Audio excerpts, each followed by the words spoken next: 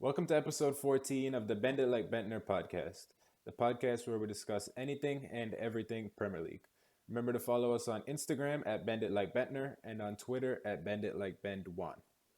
I'm Jonathan and I'm joined by Cutter What's good? What's good? and Joey.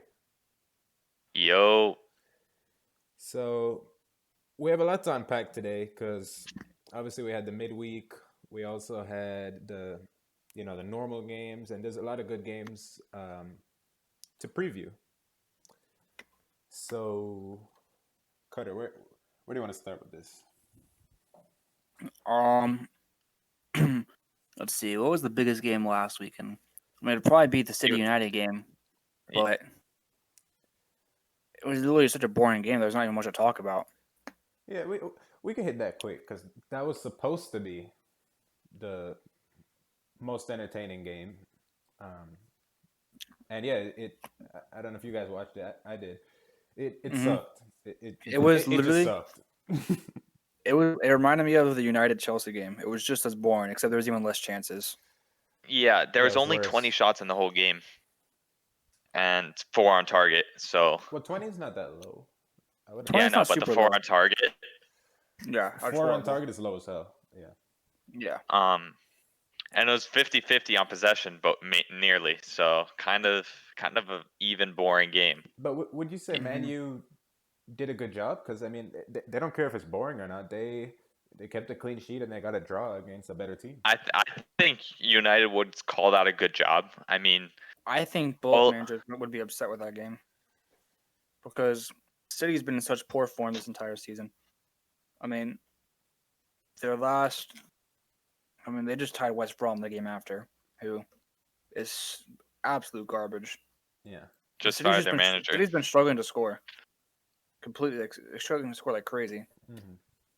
So I feel like it's an all right result for both teams, but I feel like this is a game that United needs to win because I don't feel like City needs to win because I feel like City still has the ability to turn on and win out their games at any point in time. They're just not doing it, where United doesn't have that capability. So those top 6 games are super important for United, and they've dropped points in every single one of them. But they're in a position where they could be second in the Premier League with their game in hand. Well, they beat Arsenal, so we don't count that. I thought Arsenal beat them. Arsenal won. Oh, Arsenal beat them. Yeah. Oh, with the penalty. Yeah, it was the I must have just thought penalty. It must have been Man U, but I forgot. It was Arsenal's goal of the month for October. Oh yeah, because it was their only goal. Was it actually? Yeah, I think they scored in Europa, but in the Prem, that was there. Yeah, it was their only goal in the Prem. But did they actually have to like put on their website goal of the month and it was Aubameyang taking? I feel like they avoided that. Yeah, they probably completely ignored it. Yeah, but the thing is, City the whole season have been kind of doing the same thing. Like I still find them quite good to watch actually, and they're still creating really good chances. And De Bruyne in particular hasn't had any noticeable drop off to me.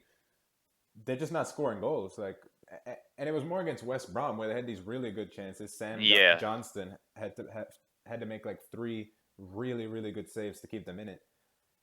But it's kind of confusing at this point because we thought it was because they didn't have a striker. They got back a striker. They actually had like a couple of good results. They beat Burnley 5-0. And then now they're back to it. Like I don't. Do you guys think Aguero could just be like a panacea, or do you think it's maybe a David Silva effect? I think it's just a heart effect. I feel like it's a Pochettino Spurs effect where there's just not as much fight in the squad anymore. If it's like, it's almost like they feel like they've. I mean, it's not like they haven't even won the Champions League though. That team should not be dropping points the way they have been. I mean, they've drawn 5 games already. Yeah, I think they got second in their Champions League group too to Porto. So did they really? I think so. I'll check right now. No, they won the group. They won the group. Okay, never mind. They only conceded 1 goal in the qualifying. Yeah.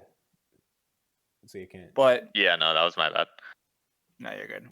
Go study your soccer, Joe. But yeah, you were saying someone was saying something. Yeah. Well, I mean, the players already won the league twice, and they will have 16 points in the Champions League now. So, do you think that's all they care about? I could be part of it. I mean, I I feel don't like when think I so. watch them, there's not the same like urgency and effort that I feel like it's usually put in. I feel like there's a lot more lazy, sloppy passes.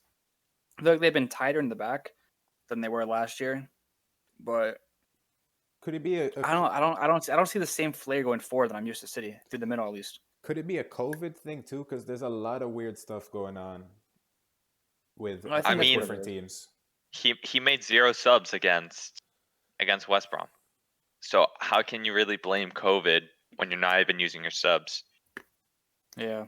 Yeah. Well, he can't blame COVID because he's not using the subs, but we can do whatever we want. Like, Also, at City, they wouldn't have fans in their stadium anyways. well, that's not what I meant. Like, there's just a bunch of weird stuff going on, like in different leagues. Like, I think Barca's like 10th or something like that in the league. There's a couple other things, if I remember correctly. Yeah. Oh yeah, all of the, or not anymore, but prior to this midweek clash, all of the leaders of Europe's top 5 leagues were in the Europa League, or are Wait, in the Europa really? League. Oh. Really? Wow. Yeah, Yeah, exactly. So Real maybe Sociedad. I know Real Sociedad. I know We Spurs. Wait, were what about Ligue 1? League One is I think Lille or Lyon. Wait, No, Leo, it's definitely dang, Lille. Leo passed PSG. Yeah. And then Italy is AC who Milan. is it? AC Milan, yeah, it's and then Germany Sociedad. is Leipzig maybe. No, Leipzig's in Champions League. Bayer Leverkusen. Bayer Leverkusen. As soon as they get rid of Kai Havertz, they perk up. That's what we need to do. Yeah, we can go to that next. Everton, Chelsea, and my oh my, Kai Havertz. I could name a list of people who could play better. But what happened, John? Hey, on last podcast, which didn't upload, but the last hypothetical podcast, I guess, I was talking about how Kai Havertz has been pretty bad for us.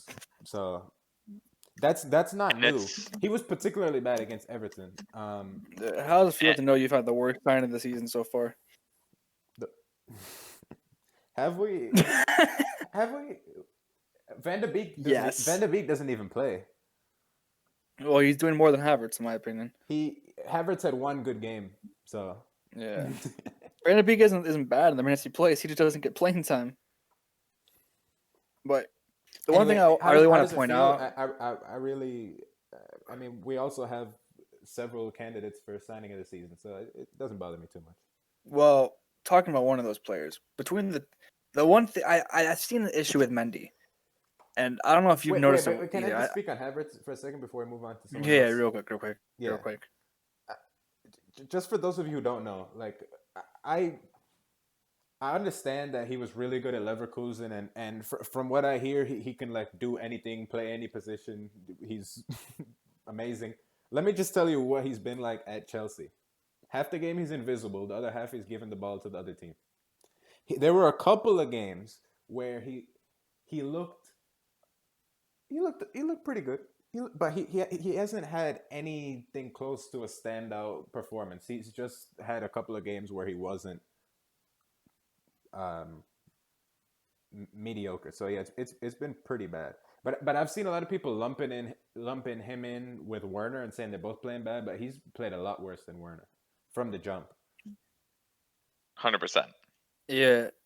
So going on to what I was about to say, I don't know, Joey. So you've played goalie, so you might see it as well. But is it just me, or is Mendy's positioning always horrible? And all the goals he conceives, he seems to be way out of position. Like I feel like he's always off his line or way too far to the side. Like I feel like he gets.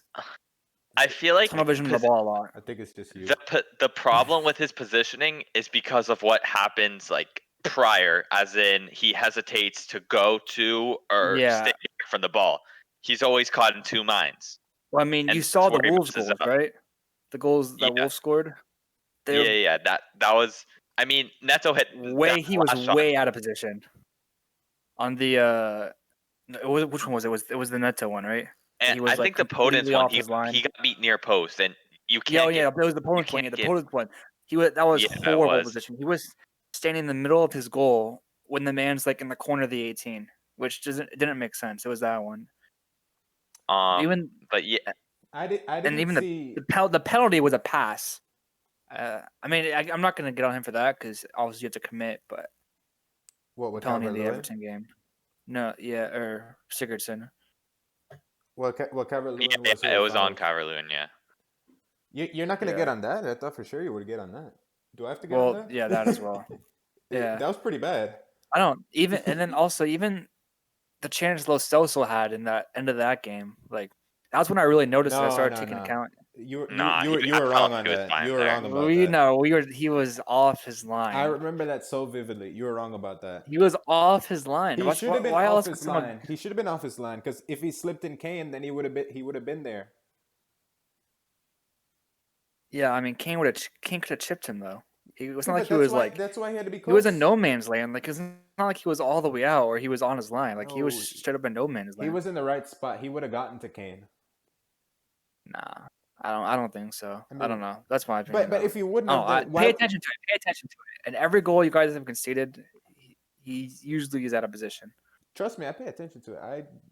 I didn't see the Wolves goal, so I'll get back to you on that. I haven't seen anything to do with that game. Yeah, But yeah. Because you want to know what you were talking about that earlier. but otherwise, But you can't say it's a pattern. I haven't in the other goals we've conceded. I definitely disagree. I don't think he's been in bad positions. I don't know. I've seen it happen. I want to say consistency. It's not like a Pickford effect where he's always out of position, but I see it sometimes that he's just kind of drifting off his line, getting caught ball watching, and the ball comes in, he has to react really quickly. But I mean, I feel like his reactions, he has really good reaction time. He's really good at stretching out to make saves. But I feel like his positioning could let him down just a little bit. I don't know. That was just one thing I noticed, especially with that put-in goal. That was that was really bad at positioning. All right. You have to check it out. Yeah. When you watch the game. I can't say about the positioning, but if I have any critique of him, I think he has the capability to make poor decisions every now and then. I think we're gonna concede a couple more goals this season. With what Joey was saying, he can be hesitant sometimes, and then with the Calvert-Lewin thing, he should have been hesitant. He should have laid back. I don't think he should have committed to that. Silva was in a good position. Mendy didn't have to rush out and take Lewin down. Yeah. But he I- overall He reminds me a little bit his decision making when you're talking about a little bit like Lloris, like maybe I like was 2 or thinking the 3 years same ago. thing. Lloris never comes out though. Well, when he Lloris- does, it's always it never turns out well. You're definitely thinking about that red card against PSV Yes. where he took out Lozano. Yeah. Yes. I mean, I think Lloris has been one of the best goalies so far this season. Like genuinely, he's been incredible. 100%. I think he might be the best goalie so far this year. I mean, there's some other you can make some cases for some other goalies, but I feel like he's been up there with the best. I don't think he's made a single mistake all season, right? Like What about- Goalies against us. what I about- mean, what the about only your guy harsh Darlow? one, yeah, Darlow's been really good. But I The mean, harsh- they've all conceded 21 goals. the harsh things that I've been seeing were a lot of people were getting on him for the goal that we conceded against Palace. No. That was super difficult. He can't move until he sees that there's a flick, and that ball was a low cross. Like it wasn't like the fact that it got to him is kind of surprising. It was more the fact the only reason it got to him was because people missed the ball, and then he kind of just had to wait there and wait to react. Like he's not gonna sit there and be prepared to catch it because he has to wait for the last little flick. Yeah, he was prepared more for the save than he had to prepare for a catch. save, and I mean it's not like he didn't parry it very far. I mean, for how much time he had to react, he still got it out of the 6. Like, but just they were first to react to that ball. It wasn't a gaffe or anything, but I don't think he did the best on that. It wasn't much else he could really do. I don't know. I'm not going on him for that. I don't know how to say his last name, but Gaeta. Bro, the saves that man made in that game. But the Harry Kane goal. No, that's not his. That was just an incredible shot. Speaking of I'm keepers, telling you, a couple of games ago, we could have said Mendy was the best in the league. So just for some perspective on Mendy. And Cutter would never have let you say that. Yeah, I mean, he's only, how many games has he played for you guys? Close to 10 now in the Prem. Would you say? Yeah, probably 8-9. Yeah. Remember, there was a time he wasn't conceding anything. He wasn't conceding a single thing. I mean, Spurs had 5 clean sheets in 6 games after they got the defense sorted. I mean, it's not like literally he's had no part in any of the goals. I mean, Mendy's had a part, maybe Well, remember, like I'm 1 not or 2 picking goals. Mendy over Lloris. I'm just saying No, yeah, he yeah. he would have been. No, yeah, I know. Yeah. But like he's definitely in that conversation as well. Yeah. Yeah. We kind of got into the Spurs game, obviously, But the with Gaeta the- thing, yeah, we're gonna talk about the Spurs one a little bit. We're talking about both Spurs games. The thing with Well, I TJ wanted to go back just to Everton, just- Chelsea, though. Oh yeah. You can talk about that real quick. Yeah, well, because the Here's thing something is, else to we touch were upon. talking about Mendy, but we didn't really talk about that game at all. Chelsea didn't look too great, and I think I figured out why. But first of all, Everton played really good. They had a really good game plan, and their game plan basically was they were playing a form of pressure where they weren't playing like a high press, but It's a midfield press, yeah, right? exactly. They were just That's playing. that was how the old Spurs Pochettino press was, the midfield press, and that's Mhm. really good for like a mid-table team to like work on that. Yeah, they were playing You know, a with workhorse midfield. and the key thing is that it didn't let up. Tim Howard even said at halftime, I don't know if they can keep this up the whole game, but they did. They played with extreme intensity in the midfield the entire game, which is exactly what Yeah, they had it's to 'cause do. it's because they know that Chelsea has players like Chilwell. Well, actually, I'm not gonna throw him under the bus, but like your defense, Havertz, Mount, Conte, that if you put them under extreme pressure, there's a chance that they'll make a bad pass. So I feel like they wanted to try to force those type of passes, those poor passes and poor decisions in the midfield to try to get them on the break, Well, it which is a really, exposed really smart Havertz. game plan. They completely exposed Havertz because they put pressure on him and he cracked. He completely cracked. Yeah. But what's his name? I think we missed Ziyech a lot because we've been playing great, and I've talked about our versatility in attacking. But our top creative force, without a doubt, has been Ziyech, and Yeah. without And Mount, Ziyech, I think but Mount's it's been been Ziyech by a long shot over Mount, and then Mount you could say is tied with the fullbacks. yeah. But against Everton, Reece James also has been Reece James was the great. only one that actually was still able to play his game against Everton. And I Yeah. would like to point Do you out. see why I put Reece James in my top 10 now?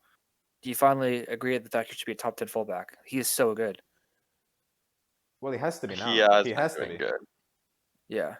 I was the only one with him in my top 10.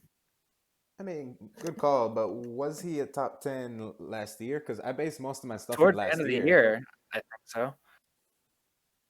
I mean, I was going off of current players. I mean, it was mid-season. It was through we did that poll, or we did that episode like after like 6 games.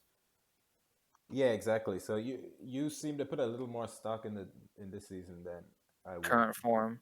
But I don't know. Clearly, I put a lot of stock in Harry Kane's form, but which you have to.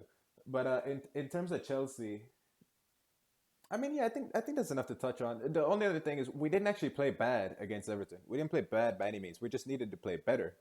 And You didn't have the creativity you needed. and I mean, we did hit the post twice. That has to be mentioned. And the goal that got scored on us was a really stupid mistake. It wasn't it was just one moment of a mental lapse. And then Yeah. I got to look at the Wolves thing. You mentioned something that's pretty worrying. We haven't done well against any of the big sides. Good teams. Or not even Yeah. big, just good, because Wolves isn't necessarily that. I mean, they're pretty good. Yeah, they're one of those teams in that top 9 group. Like, Yeah. ignoring what the actual table says, they're in that top 9 group. Yeah. I mean, I mean, even if I would Arsenal's say 15, we did well against Our- Spurs. I would say we did well against Spurs, but then again, we didn't beat you guys, so you have to win these games. yeah. Well, that was just I mean, both teams played good in that game. That Yeah. was just a good Yeah. tactical battle, Yeah, which exactly. is hard. Like sometimes you see a game like that, and you're like, well, that game was 0-0, but then also the United City game was 0-0. But you're saying both those teams played good, but both teams played bad. It kind of depends on how the teams play and the tactics on the day. That's Like, why you gotta watch the how- games. yeah. Yeah. You can't only just look at the scoreline to know how the game actually went. Mhm. But But anyway, yeah, did you anything else with want to talk about Spurs. the Chelsea games? Now Or we can go to Spurs Palace. You guys were talking about the Kane goal. oh yeah. So the best way I can describe it is, have you guys seen those volleyball serves where the ball will like swerve off and they're really hard to like stop? You know what I'm talking about? It's kind of like that. Like no matter how good you are at that type of thing, like it's hard to predict a ball like that. Like or saving any type of knuckleball. Like the curve of that ball, I don't know if you saw it, how crazy it bent. Like it literally was going straight at him or going straight to his bottom right, and last second like curved right and up, and he just like he tried to get a Yeah, it reaction was save tough. on it, but like It reminded me of like a Çalhanoğlu free kick. yeah, That's kind of yeah, how he used to hit it. yeah. Like those are extremely hard to save. Like I can't. Again, it's like the Lloris, I quote unquote mistake as some people put it. Like you can say it's the goalie's fault, but in reality, it's just it's a hard it's hard to save. There's not much you can really do. Like you can look back on it and say I should have done this instead, but in the moment, it's one of those things that you can't really. Especially the guy just like the Kane shot was insane. Like the amount of curve on that thing was like there's no way anyone would have saved that. Like in my opinion, at least. I don't know. I don't know what you think, Joey. I wouldn't But say no way.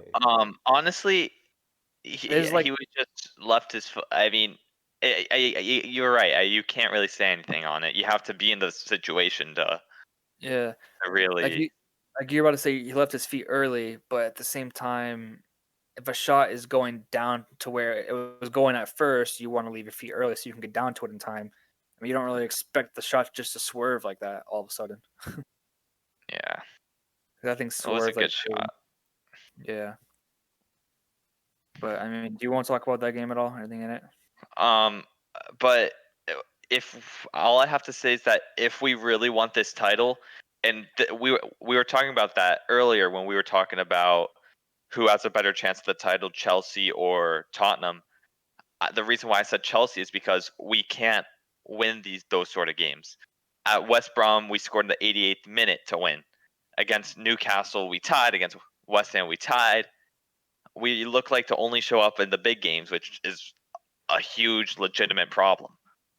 I mean, And we've only dropped points in 2 games to teams outside of the top 8. and that was Newcastle and Crystal Newcastle Palace. and then The Newcastle one honestly shouldn't have even counted. Like that, there the, was a the rule West change Ham because of how one, bad it man. was. West Ham's 8th. Yeah, I know, but still, we can't blow a 3-0 lead in the Yeah. 80th minute. But but like West Ham 8th, Chelsea 7th, Everton 5th, and Liverpool 1st, are the teams we dropped points to.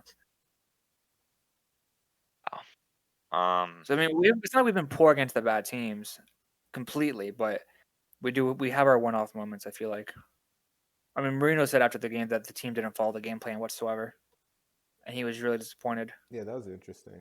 I wonder what happened because he was like I told him to, what did he say again? He was like I told him to do a high press or something like that, and they just didn't do it.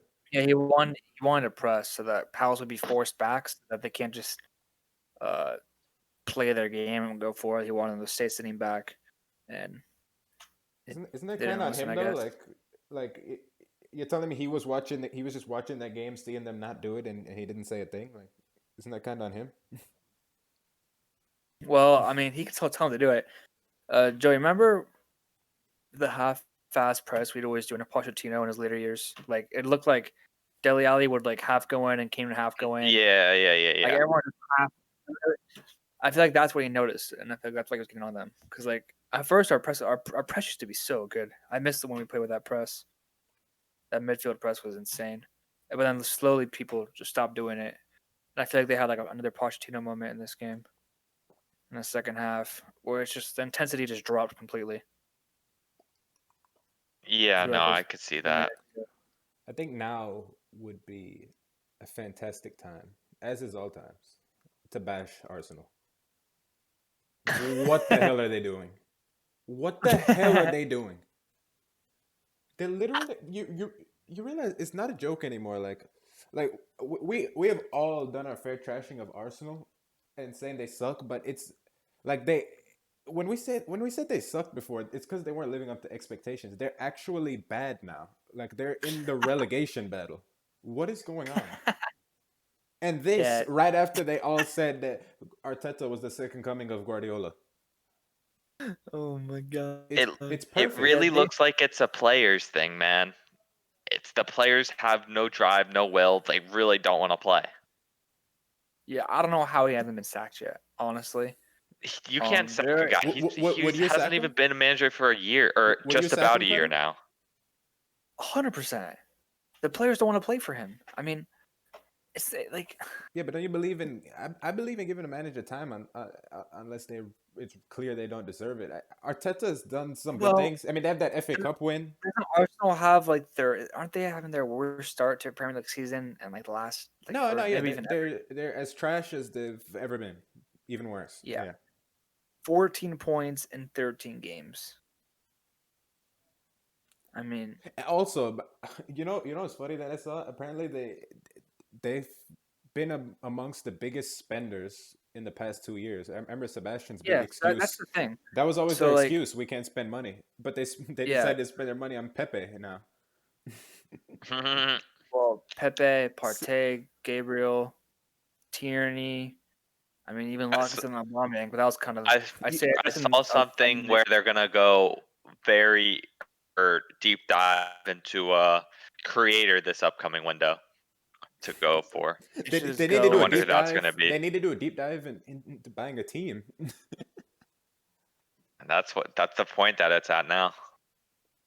I mean, Yeah, how it's many just positions do they need to fill? Like, I saw something else. Bellerin is one of the worst defensive right backs this year in terms of some well, I don't statistic. think they've been poor defensively. They just haven't scored. I mean, they have the third least or fourth least goals in the league. Fulham scored more times than them so far this On the year. other hand, I know they don't get scored Wow. on a lot, but when they do get scored on, there's certain times Poor, it still looks pretty poor, bad. poor. Like we didn't talk about that Sun goal. Like okay, it was a screamer, it was a long shot, but I don't know why No teams one. keep leaving Son and Kane open. Nobody was on Kane, nobody was on Son. Yeah, Some people were talking about Rob Holding, and then others were like, "Oh well, he had to go with Reguilon." First of all, if you have to choose between Reguilon and Son, you go with Son. Second of all, Bellerin was there too. Bellerin was right next to Holding, and he was like, man, you know what, Holding, you can mark them both, right?" Like I I would bet that they start scoring some more goals, and then they're gonna start leaking some more too. I don't know why. I just see that happening because I don't think their defense is even that good. they are the probably up there with Sheffield and West Brom as the most boring team to watch this year. Like I cannot stand watching them play. Like I mean, I remember the first game of the season we are talking about it, and like I remember you didn't watch that first game, like the Fulham game where they won 3-0. Mhm. And I remember you're like, oh, like a Willian, the goat, because he had the two. We were joking about it all. But like I remember even that game, like I remember He had telling you, two like, assists, and then he had like a quasi assist too. yeah, I remember telling you I was like, because I think I was the only one that watched that game. I was like, they were so bad. Like I don't understand how they won. I feel like that was such a fluke of a win to the point where then like it's continued. They just keep dropping points now. Like they're, I don't understand. Like even they're so boring to watch. Like they do two things. They just give the ball to Saka, he dribbles up the line, or Bellerin crosses it in. That's what I've been saying the whole time. They just try to use their wing backs, but nothing comes out of it. I mean, who are they gonna Like bring in though? Pochettino? I don't know. Oh, I I'd be I feel very like disappointed. no. They They're need gonna to bring in bring. Greg Berhalter. They need to bring in some. They should have brought in Sam Allardyce. That's who they should have brought in. You saw But West Brom it's just too. brought him? Yeah, it's too late for that to happen now. That would have been great for them though. Just just a face that they'll actually listen to. I don't like. I don't know if they don't listen to Arteta. They don't take Imagine him being seriously. Slaven Bilic. Imagine being Slaven Bilic. You tie Man City. You're like, hey, things are looking up for me, and then you get a text You on the know, way out the Arsenal stadium. could sign him. I mean, What? probably do better. Arteta, like, genuinely, like, I don't know why they're still sticking with this five back. I mean, it's obviously not working. There's no they're not able to put in any creative players because of that. It's Their like only two creative players are on the wings, a Saka hybrid and five Bellerin. four. They don't even play Ceballos anymore. Is Ceballos healthy? Yeah, he's healthy. He just doesn't start. Plus, I their mean, team is like the bad boy Pistons now. Like they're just roughing up everybody. I don't know what's wrong with them. yeah, I mean, in my opinion, they should be playing like a 4-3-3 with Bellerin and Tierney in the back on the outside. I mean, if they want to win games, they should be playing David Luiz and Gabriel in the center. I think the I mean, instead of disciplinary side. Partey, Alneni, and Ceballos, and then the front three of Saka, Aubameyang, and Pepe. I think Just the disciplinary side is important too, though, because you were talking about City isn't fighting for the badge or however you want to put it. If there's any team that's given up, it's Arsenal. They look so lethargic on the pitch.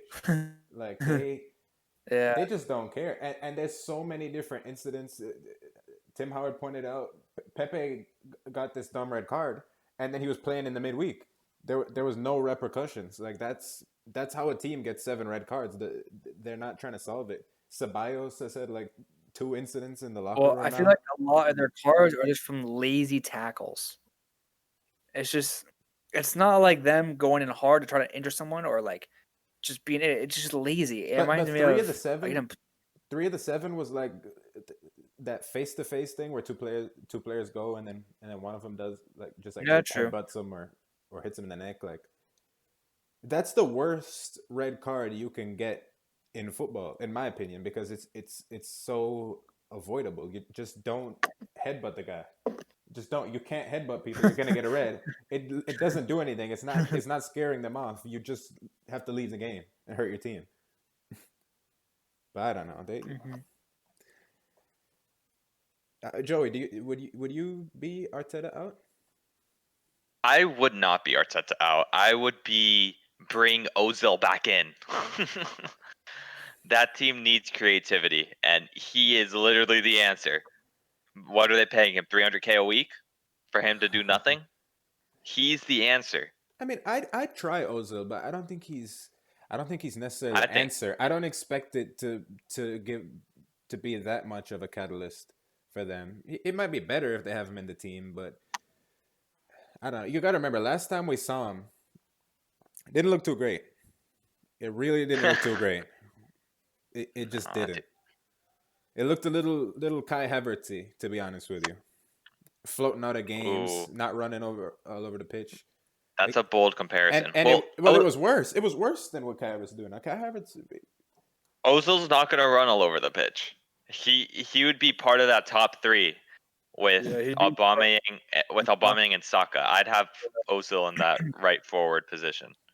Yeah, I could agree with that as well. I think Martinelli that would be really right? good because he play like Ziyech role for you guys, where he can just cut in, doesn't have defensive responsibility. Bellingham can overlap him similar to Reece James does, and he'd be able to play that position, 100%. not get exposed. I mean, they wouldn't play him in the games versus Liverpool or who else? City, two players or games where they need some defensive responsibility from Leeds. the outside.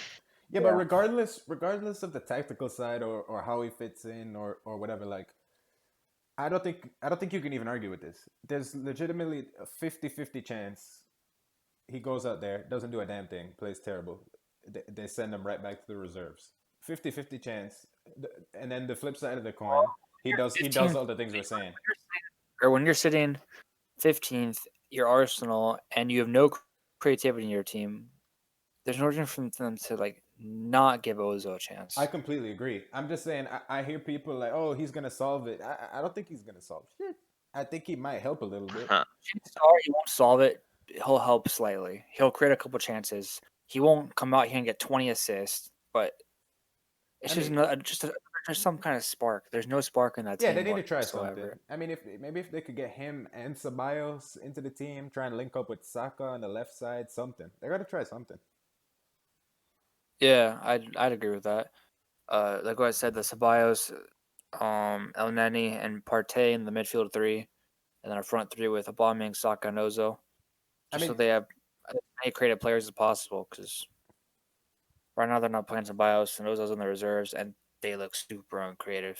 It's interesting Ceballos is out, especially since at the start of the season we asked Sebastian who's the most important player, and everyone would assume Aubameyang. He said either Aubameyang or Ceballos, and I think that kind of made sense in terms of what they were doing last year. But Well, the issue is that they play midfield too, so they need workhorse midfielders, which is why he usually doesn't play because yeah, he's somewhat of a defensive reliability. Like, I mean, he's not a poor defender, but he's not as good as any of the other midfielders they have on their team. yeah. I mean, I saw a video from Tifo breaking down Arsenal, and from their point of view, El Neni's not doing the work either. He's dropping super deep and, and trying to hit long balls, and Partey is having to do all the work in the middle. So maybe Ceballos wouldn't hurt that much, but I don't know. I think that's enough Arsenal for the whole episode. Yeah, I don't want to talk about them ever again. Did we figure out I how don't know to why I fix even get them? them. Not really. They need like 4 signings and a coach. Yeah, I mean, we tried.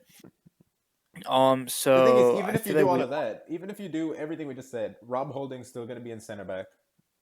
Like, there's going to be all types of stuff still going. Lacazette's still going to be the striker, and Yeah. at least they So can come 7th instead of 14th. yeah.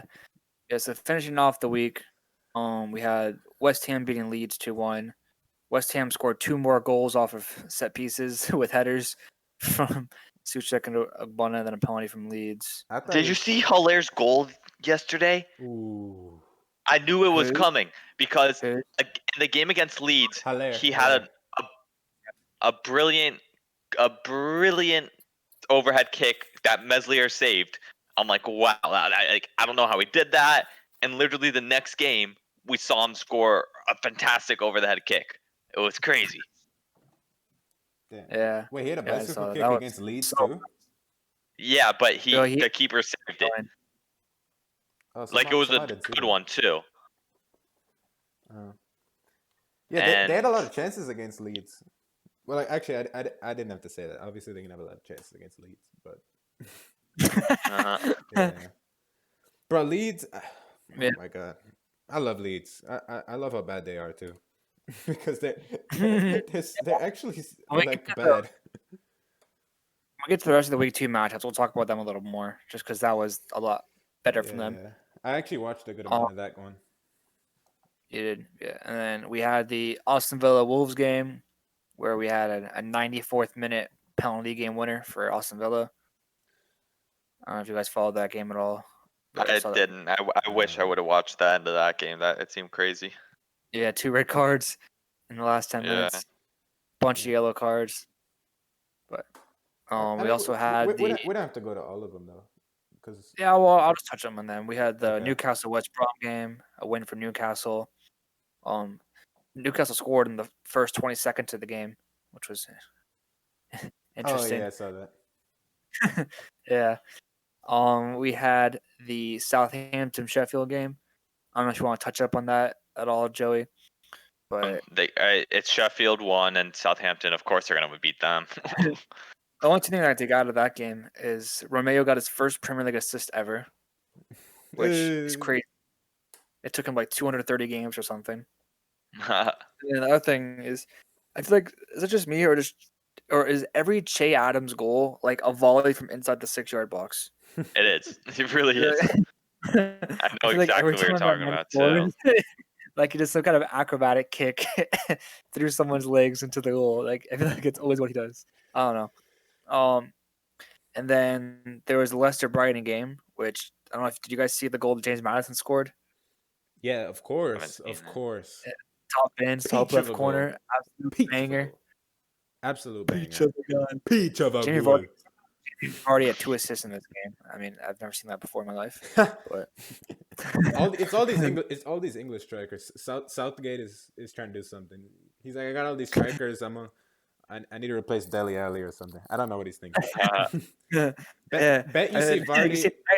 Bet you see next England, Ings and you're Kane gonna have- play center mid for England. you're gonna have Kane at center mid, and it'll be like a 4-2-4. Ings and Kane at center mid. Up front, you have a Sterling, Rashford, Calvert-Lewin, and Vardy, Yeah, exactly. and Sancho coming off the bench. Like, there's so many options. Sancho and Jack Grealish off the bench, and Mason Mount. Oh no, Mason Mount will probably play center back or something. You got to get him in there somehow. Mason Mount will replace Pickford. And I he'll could just play 11 players on the field, just no goalie. Just he'll put Maguire our goalie. He'll just play last man.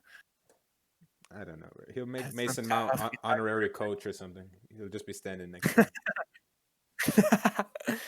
Yeah, and then the final game of the week, which we can touch on a little bit before we transition to the next week, was the Fulham Liverpool game, which was 1-1, and Liverpool won with another penalty, or tie with another penalty. Oh yeah. Bobby Reed scored a banging goal. Like, I think Fulham had chance after chance after chance that game. I don't know if you guys saw, but they could have easily beaten Liverpool 3-4-1 if they converted all their chances. Mm-hmm. Yeah. Yeah. They really could have. Cavallero, Lookman, both of A them. team without Mitrovic too. Yeah. Well, I don't think they even want to have Mitrovic anymore. Right? Some games he doesn't play, I think. Oh wow. I feel like they dropped him, and he was their guy last year. But he's just not a Premier League striker. He's just not good He's enough. I said that in the first episode. I was like, I read something that they're gonna rely on Mitrovic this season, so they're gonna get relegated. Yeah, But I mean, they haven't even it revived turns him. out they're not getting relegated because they're gonna rely on Bobby D. Cordova Reed. So they're gonna win. They're getting relegated. I'm calling it. They're coming They're back. They're gonna get Champions League. But yeah, somebody. Yeah. So moving on to match week 13. I mean, we touched up on the Wolves Chelsea game. That's so on the weird, City though. West Brom game. That's so weird. Why did Liverpool tie Fulham? Why did Tottenham tie Crystal Palace? Why did Man City? I told you I was scared about the Palace game. I said every single Big Six team dropped points that weekend. Why I did think all that's of these things absolutely happen crazy. on the same weekend? I'm so confused. Johnny, do you remember Keith's reaction when I said I was more scared about Crystal Palace than Man City? And we beat Man City and tied Palace. I don't know That's why. I was crazy. Yeah, so Yeah, I do first remember game we should talk about. I mean, you want to talk about the big game first? You want to leave that for last? that. I want to leave that for first. Leave that for leave it. I mean, do it right now. Yeah. So we have Wait, what games did you say we already talked about? Chelsea, Wolves, and Wolves. the Chelsea Wolves and City West Brom we touched up on. Yeah, City West Brom was another typical City. So let's go straight into the big one.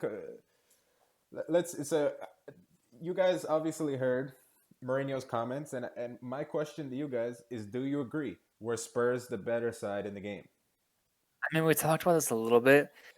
Yeah, but we got to talk about it for the pod. Depends on what you consider the better side. Yeah, Like, of course it does. I feel like tactically we came in with a great game plan. I feel like we executed it close to perfectly. It was a similar game plan to the Man City game, in which with the tactics were not the same at all, but similar game plan in the sense that we wanted to rely on one or like 3 or 4 chances and scoring those chances, and we created 4 like extremely close chances that we should have. Wait, why are you picking? Why are you picking out the City game though? This is just Spurs ball at this point. Like this is what you guys do. Well, this is the game plan. This was the game plan you used against Burnley. Against Chelsea. Yeah, but against every team. Bro, we watched that Burnley game together. Not every team.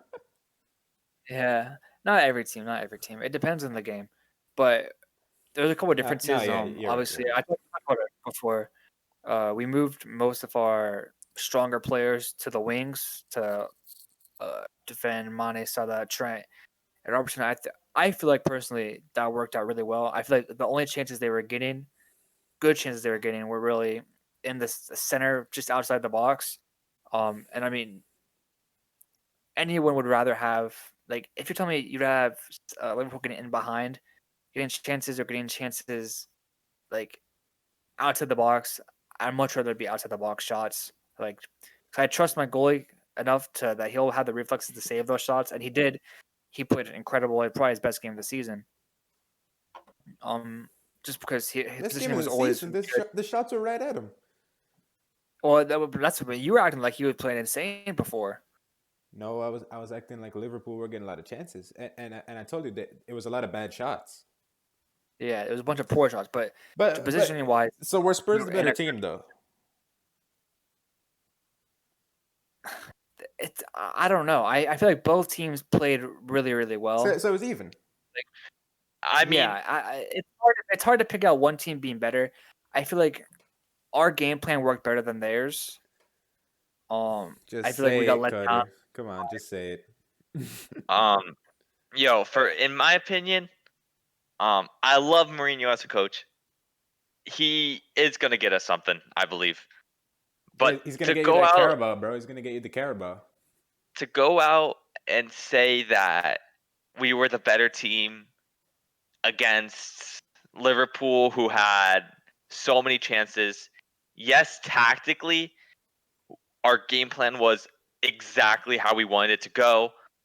But so was We theirs. countered, we tied the game perfectly, and we should have had the lead. And as he said, if we would have scored one of those 2 goals, we would have won the game. And I'm sure he would have put on Roden, he would have put on the fullbacks, he would have put on everyone to make sure we wouldn't have conceded another goal. But Eric Dyer decides to flop in the box, and I don't know who was guarding Firmino, but that had to happen. Alvarez got caught up in a moving pick by who was it? I forget who it was. I think it was. Henderson made Wasn't it their fault, but Mane? I don't know who picked up Alderweireld. Someone set a moving pick on him, and that's how Firmino got open. Yeah. Was by someone else completely taking him out. So whoever Kane was marking. Yeah. So I assume it was one. It was probably a center back. Was it Williams? It might have been Williams. But I don't but know. But let me but tell you what I think. So we generally agree. It was even. If you don't think it was even, then you're just wrong. You could say it aired a little bit. Spurs were a little bit better. Liverpool a little bit better. But Mourinho, I don't think Mourinho thinks it was even. Mourinho thinks that you guys should have won that game, and almost like it was like an injustice that you guys didn't win. Because that's what it seemed like to me. Because he was being very aggressive with Klopp. Yeah, 100%. But I feel like he feels that way because of how well we stuck to our tactics. I mean, they scored a freak of a deflection goal, and then we conceded a 90th minute winner from a header that literally was a dart into the top corner. I mean, obviously we could have better on the corner, but there's nothing we can really do about the deflection goal, like at all. I mean, it was a really lucky goal. I'm not gonna lie. But the problem with the argument that you guys were better, I don't think you can argue that, because if you say, oh, if Bergwijn just scores, then, but you can also say, what if that's the thing. What if Liverpool scored another one? Liverpool could have easily got 3. Yeah, the thing is, the reason why he's mad about that is because of how clinical we have been this year. He knows that chance should have been put away with the way he's playing, the chances that we've been creative, and how, like, the reason why we're winning games is because Son has been so clinical in all the opportunities he's had. Yeah. Like, he hasn't missed a single one-on-one the entire year. And Bergman missed 2 chances that Son and Kane both would have put away. This Spurs team with a 26-year-old Gareth Bale would be so much better, because you guys are so good now. Just imagine having one of the speediest players, incredible shot. That would be too good. You'd be like Liverpool. He has some time to get to the point of where we want him to be. He's not there yet, but it'll take a little time. I'm very doubtful that I don't think it'll happen for a little while. But what will happen though? Like, there's still that rust on him. I feel like he's got to keep working at it. This is some serious rust though. Like, have you ever seen a bike that's just like it's just brown and it used to be silver? When he plays, it's not like he's poor. It's more the fact that he doesn't have that same pace to him, that same that Gareth Bale to him. Like, the thing that makes him Gareth Bale, the thing that makes defenders scared. He's the epitome of being a shell of your old self. Like, I mean, it's not even a shell. Like, it's basically not even Bale. Like maybe he's not a bad player, but it's not. It's like you didn't even buy Bale. Well, the reason why is because of our tactics and how they're so defensively demanding. That's why Bergman plays so much, is because of how good he is and how physical he is. that he can hold the ball up on the counterattack. He usually plays really good layoffs. That's why That's why Lucas has been playing as much because the physicality that Bergeron brings to the team has been helping us a lot. In play specifically, but his finishing always lets him down. Where Lucas Moura or Bale are a little bit more clinical than he would be. And I mean, I don't think Lucas is that clinical. I'm always talking about how I don't like him that No, much. Lucas But is not a finisher. You Not need at all. to bring in Rafinha in January.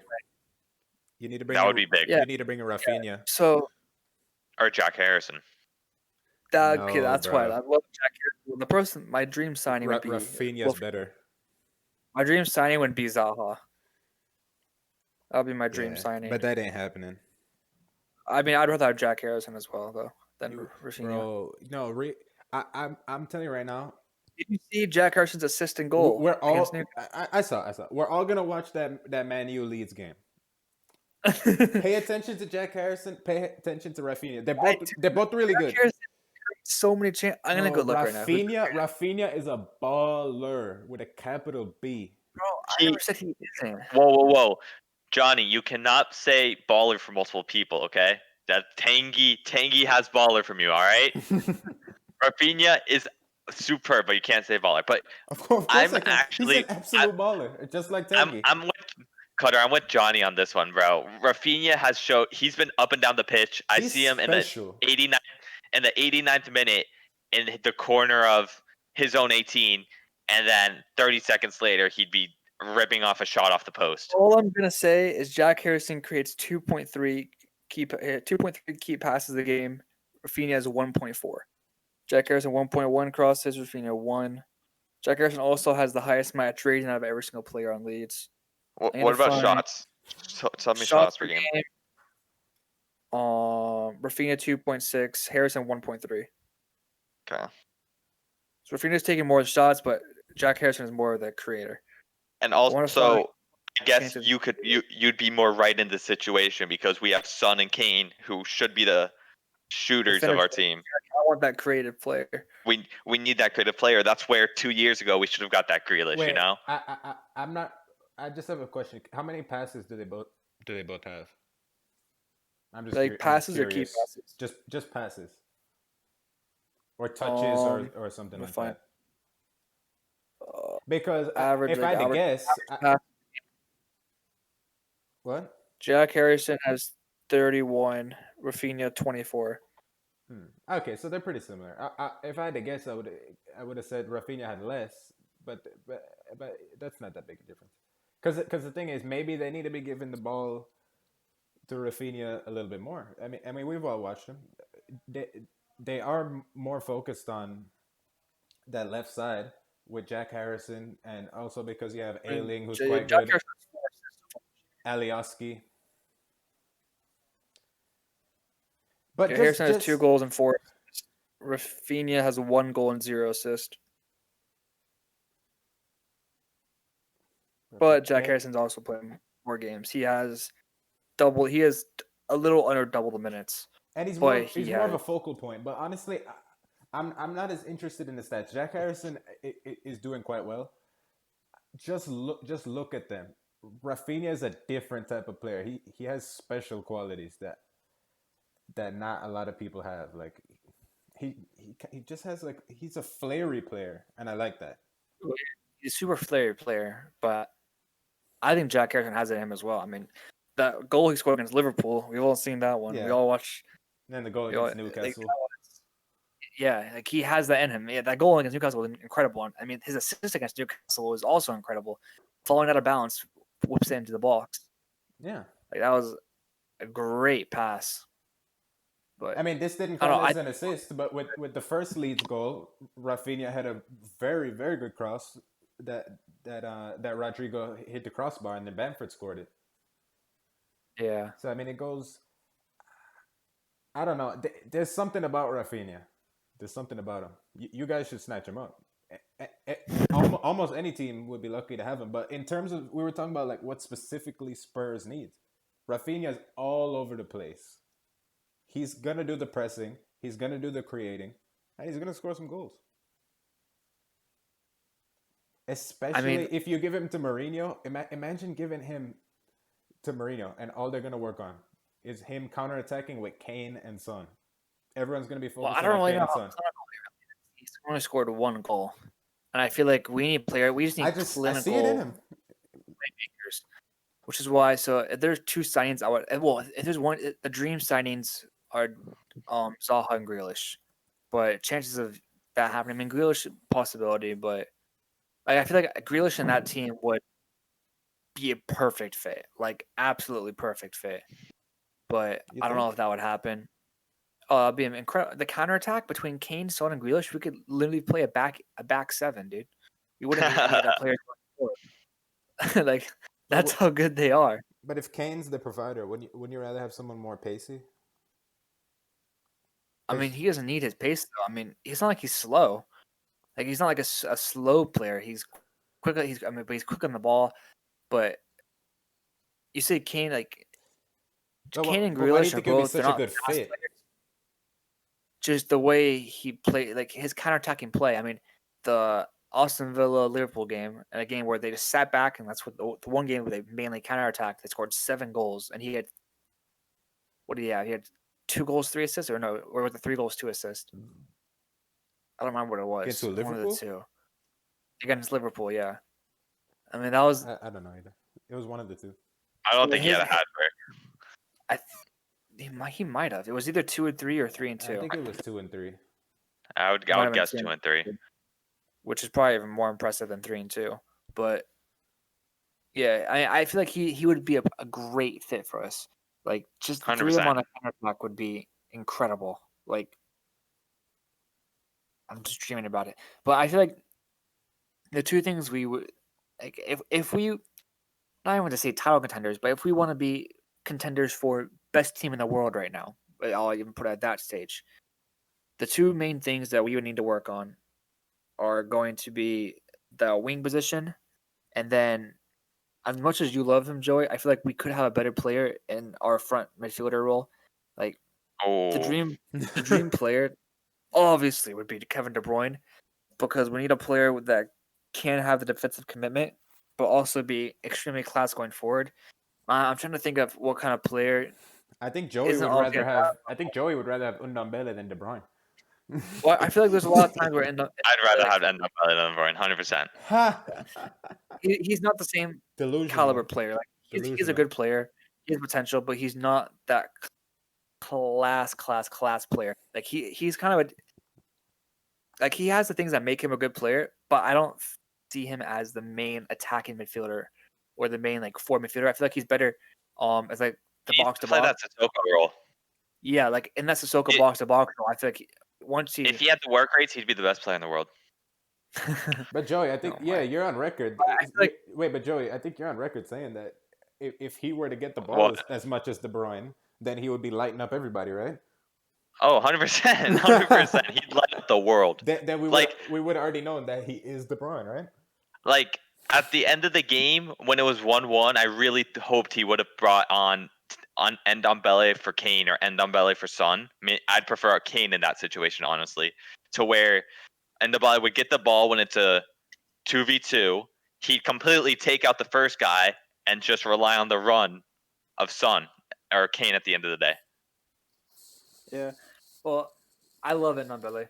You know that I love him and Lososo, but I feel like there's obviously a step ahead of them. Like the old Because Ericsson, you're the not a way he used to madman play. like Joey. Yeah, like, I don't know who it would be that I would like to fill that role. Like I don't know, like De Bruyne, like even like I don't even. I'm trying to think of like who else would be in that role. Like even like a Modric, like just some kind of like obviously not current Modric, but like a past Modric, like just someone to fill that role that has the defensive work rate, but is also just incredible going forward. Would be the two main things I'd really James like. Ward-Prowse. Oh, I like him. I love him. Now I'm speaking. I Now I'm love him speaking a your lot. language. Yeah. Yeah, I mean, he's great in that two-man midfield. Like that could be a possibility. But I feel like if we want to buy a player for that position, it would need to be the next level, not just James. Like I love James Ward-Prowse. well, I feel like who do you think he, our next level signing should be? that's Because what I'm saying. Like who would be that next level player that we because would sign? it looks like the club think it's a center back. They don't think it's Yeah. a right wing. They don't think it's a Well, center attacking mid. They don't I think it's a think right back. they think it's a Alderweireld- center back. Alderweireld's been top 2-3 center back in the league so far this year. He's made 0 mistakes the entire year. Like he's been peak Alderweireld, the best he's been since the year we got second to Chelsea. And under Mourinho, it seems like if we were to get that top-notch center back, it'd be Alderweireld that's sacrificed, not even Dyer. Yeah, well, I think Dyer's been good. Like, I don't know if it's me, but I feel like Dyer's been like good, and he's been an actual leader in that team. I feel like most the mistakes that we leak were through Davinson Sanchez, or Dyer. miss. Dyer hasn't made a lot of mistakes. His biggest mistake was Southampton. Yeah, With not, the not Ings necessarily goal. this year. Oh, but Not can we necessarily talk this year. about the performance yesterday of Serge Aurier and He's so how he kept up with Mane for 90 minutes? times that he was losing his breath, but like I don't know how.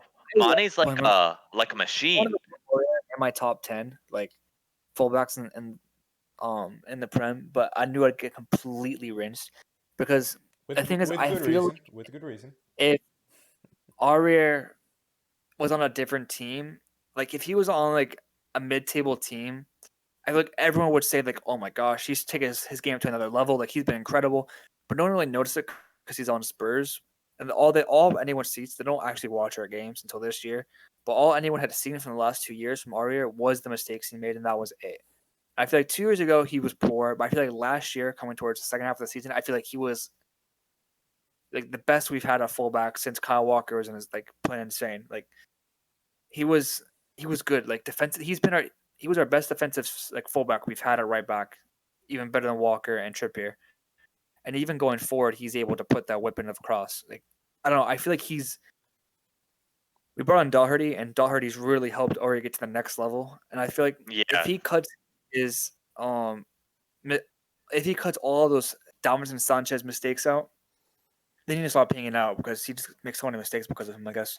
But that trio of Aurier, Sissoko, and Sanchez always making mistakes. I swear. Which is why you can put him in the top 10. I mean, nobody in their right mind is putting Marcos Alonso in their top 10 right now, and that's a similar situation. All those trash and everything. So what do you mean trash everything? He's better going forward than Aurier. Yeah, but he can't defend at all. Last season, Aurier led us in tackles, but like he had like 4.7 tackles a game. The next highest was like 2.3. He led in like possession 1. He led in like every single like interceptions. He led in every single defensive stat last year for us. Every single one of them. And I don't think anyone knew that because including mistakes. Including mistakes, he led that too. Definitely beats him in that. Definitely beats him in that. But I feel like that's like led you guys in getting rinsed. That mistake.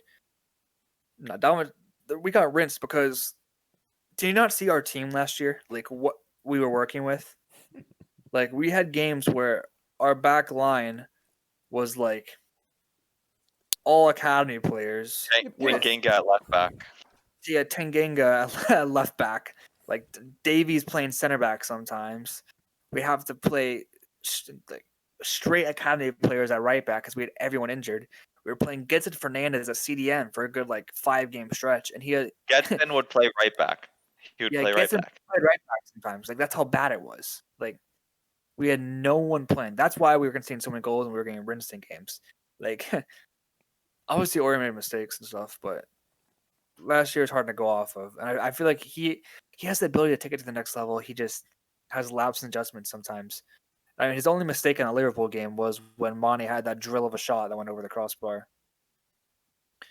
And that was just because of exhaustion, because he'd been keeping up with him for so long. But yeah, I don't know.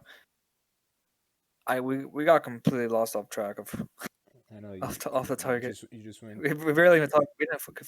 Barely even talked about the damn game. It was just all about Spurs and anything under the sun to do with Spurs. Yeah. I'm surprised we didn't start talking about is Mourinho the best manager of all time? Definitely not. I mean, I love it. Obviously not. I love me some Mourinho. Yeah, he ain't no Guardiola or Klopp, but You saw that Klopp won the best manager, not Flick. Yeah, that's so stupid. Klopp said it should have been Flick.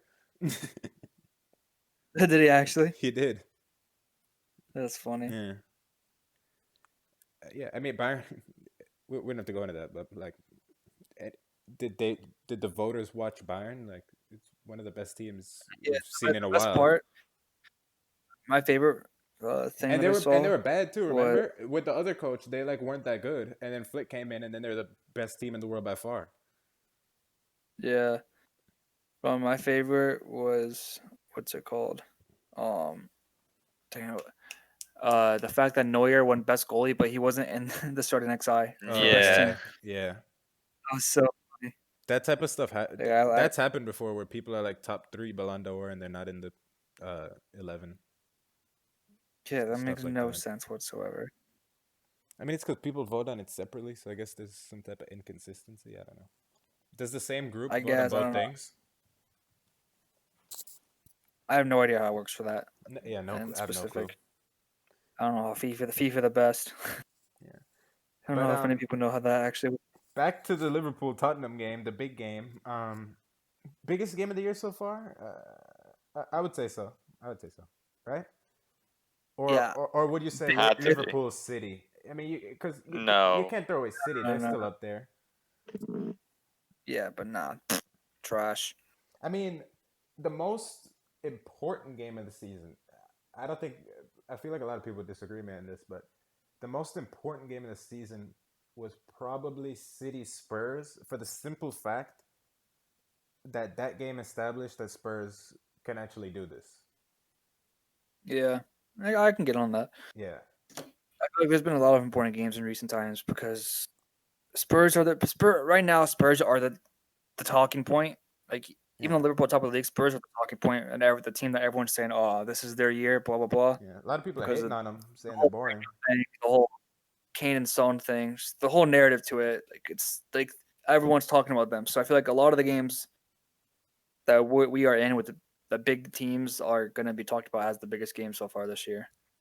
Like I feel like at first it was the City, and people would say, "Oh no," or they say it's the Chelsea game. Oh no, but it's the Liverpool game.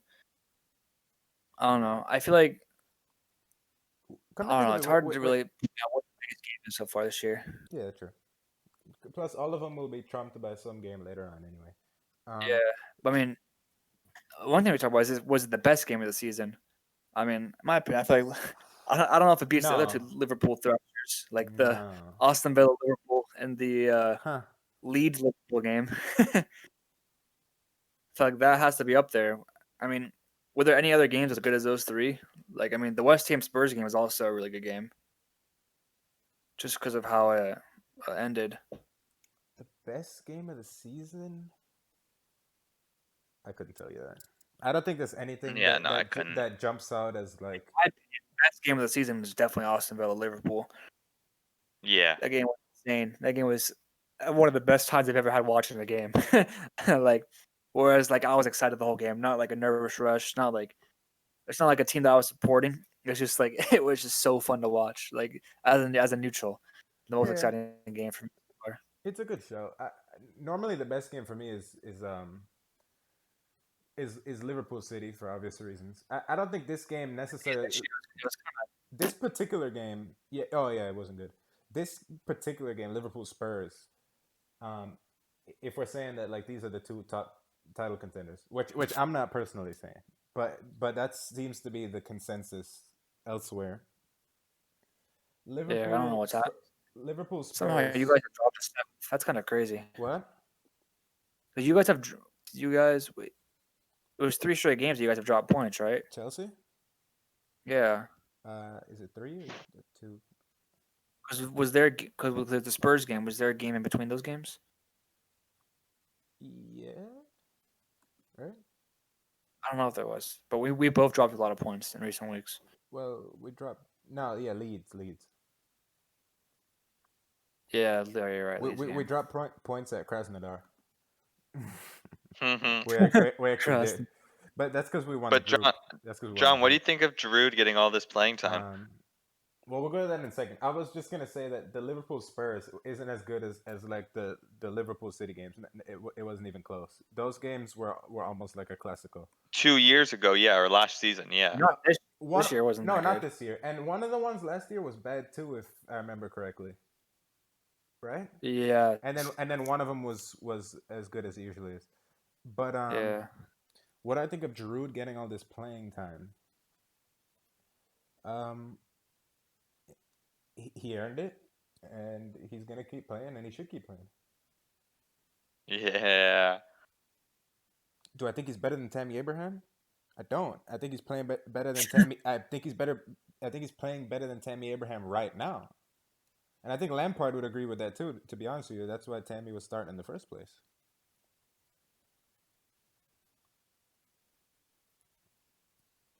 No, I think. there's no response. Yeah, I don't know. I'm not gonna talk more about Drew. Me and Joey hyped him up like crazy in the last Yep. couple weeks. You hype him up way too much.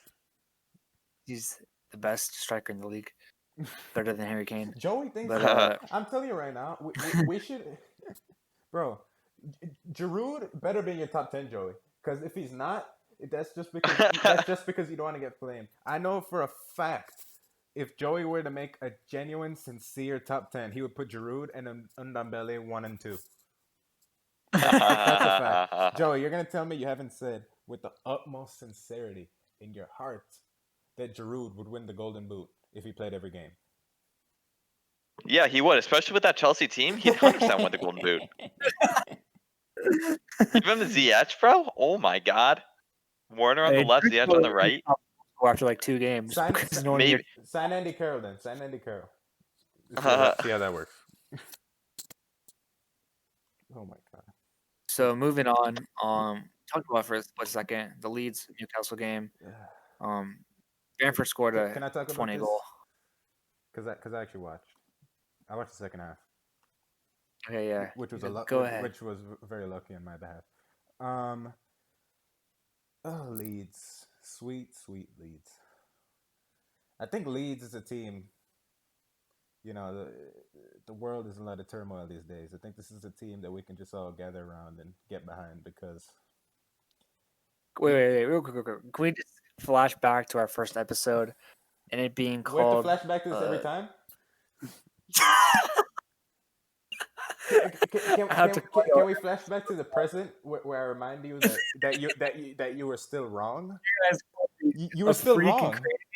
Leeds would be fun to watch. No. You said they're gonna be in the 7 to 9 range, and they're gonna be in the. They're not gonna be in the 7 to 9 range. Bro, how many points out of it are they right now? From 9th place, they are 3 points out. All right, Cutter Belshi. It's December 17th. Do you think Leeds are gonna be in the 7 to 9 range? I think they'll finish 10th or 11th, probably. Yeah, maybe I'd say 11, 12. Exactly.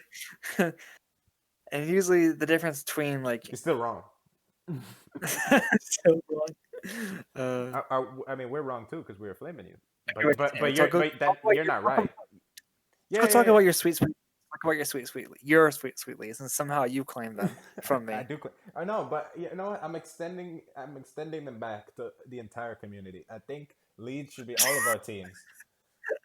It's the same way when Leicester was in front. Actually, you're Spurs fans. You're probably not going to agree, but I hated Leicester. Everyone else loved Leicester, including me, because it was a great story. Leeds is different. Leeds is a team that we can all love. The only thing they want to do is score. They want to do 2 things. They want to score goals, and they want you to score goals too.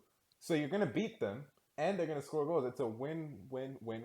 It's just the perfect team to watch because they're not going to beat you, and they're great to watch. It's perfect. Anyway, to the Leeds Newcastle game, they finally won something because they even lose to teams like Newcastle a lot of the time, but they, we all know what they do. They press the hell out of you. They generate a ton of chances. They throw numbers forward, and then they don't score. But this game, they decided to actually put the ball in the back of the net. And they scored a bunch of good goals too. I mean, I'm sure your favorite is your boy Jack Harrison, but yeah, pretty much they were literally all nice goals, every single one of them, and it was just a great. I only watched the second half. That was a fantastic half of football, just fantastic. Newcastle were pinned back.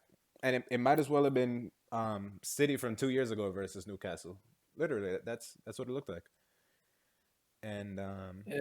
yeah, they're just So giving us one thing some we can some point out Christmas joy for the is, holidays. I mean, other than Koch because he's injured, Leeds finally have their full team back. Because Pablo Hernandez is finally back. Mm-hmm. I mean, he was out for a while, and he came on, and the first 6 minutes of being on the pitch, he got 2 assists. He was so I guess he's finally getting back into form. I mean, I feel like Rodrigo is more impactful off the bench than he would be starting. As coming on to replace Bamford, so Bamford can just go all out for the first 80 minutes of the game, then Rodrigo can come in and clean it up. I, I But I feel that Rodrigo should start over Bamford. To be honest with um, no, because Bamford's pressing is so important for that team. you, I mean, Rodrigo can't press. I mean, Bamford's just insanely good at it, in my opinion. I feel like he's At like super, pressing? super. Yeah, I feel like he's great Yeah, at yeah, he pressing. is. But coach, I mean, you had the guy. You had the His guy. work rate is like insane. He's got very high, very high. He's Isn't got like his own isn't standard of work rate. isn't Rodrigo like? Isn't he a club record signing, or do I have that wrong? He's something like Yeah, I that. think he Yeah, is. They got him hanging out on the bench right now, and I No, he's mean, he's been he's played. starting. oh He's been started. he's been starting recently. Yeah, Yeah. because Pablo Hernandez is out forever, and then Phillips was injured, and then Click missed a game or two. So What he's would been you do? So you'd play Hernandez instead of Rodrigo, or you'd play Rodrigo and Bamford? off the bench. I mean, you can't just put Bamford to the bench. My man scored 9 goals so far this year, and he's so good at getting himself into good positions. I mean, Rodrigo scored 2 goals, and he's played in 11 games. Rodrigo ain't playing It's not like striker. Yeah, but Rodrigo's not playing striker. Bamford is playing striker. Rodrigo's playing a different yeah. position. I feel like that position helps Rodrigo out a little bit. I feel like he's more of a poacher, a flary poacher. So getting to play is like a false nine. I mean, in Well, terms of not their false nine, specific, number 10. in terms of their specific problems, and not the defensive problems, not converting chances. Bamford's been a big part of that. He's scored a lot of goals, but he's Well, I he's also missed feel a like ton. most strikers won't get themselves into the same positions that he does. So you give Bamford a lot of credit for the chances he has, rather than the Leeds team. Well, it's a That's little bit of both. I interesting. mean, Well, yeah, it's both, but yeah, but he does get himself into great positions consistently. I mean, that was the one thing that made Rashford come up to into the scene at first was the fact that he always got himself into good positions. That's how he scored when he was 18, 19 was his uh, attacking IQ was getting a good position. That's similar to what Bamford has. He has a really good position IQ, so he's always in good positions. I mean, he's not always super clinical, but I mean, sometimes he has chances where he's like extremely clinical, yeah, but he just has times where he chokes off on those crosses in behind. But I mean, it's something he can just work on. I I think they mean, need to try it. They need to try Rodrigo, and so that we can just see which one is better. Because I think there's a big chance that he would actually do better in that role. I really do. he comes on first like 6 games of the season. He was coming off the bench at striker, and he wasn't scoring. I'm pretty sure both of his goals had Now been from he the was attack. playing midfield in the beginning too. No. His first game of the season, he came off the bench for Bamford. In what, like the 70th minute or something? The Liverpool game, and he scored an own goal. Remember? Oh yeah, good times. Yeah.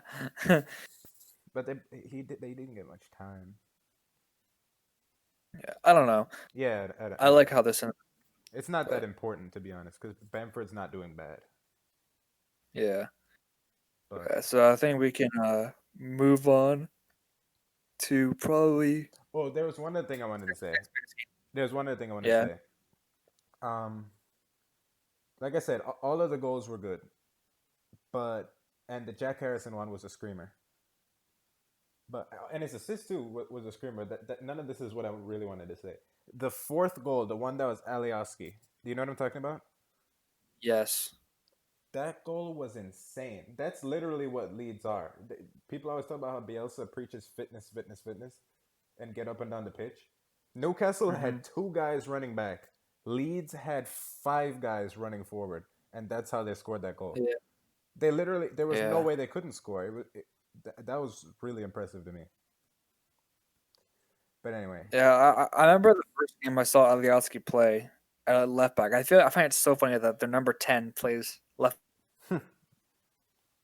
back for them. yeah. He's He plays left and mid like too. on by one foot whatever, he's listed as he's listed as like a left winger. So it's kind of funny that he plays in that position for them. And one player that I've been actually really impressed with is Dallas. I mean, literally plays every single position. He's played right back, he's played left back, he's played center back, he's played Center mid. attacking midfielder, he's played on the wing. Like, he's been everywhere. Yeah. Pretty They have sure a bunch they of, I mean, toss even Ayling Ailing around has too. been, Yeah. I mean, and like this game against Newcastle, Dallas was playing right back, and Ailing was playing center back. You're, So you're they're starting always to being lag tossed a around. little bit, but yeah. I What did was you want to move in? What did you want to move on to?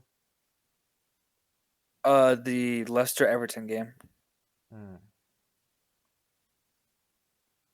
What about it?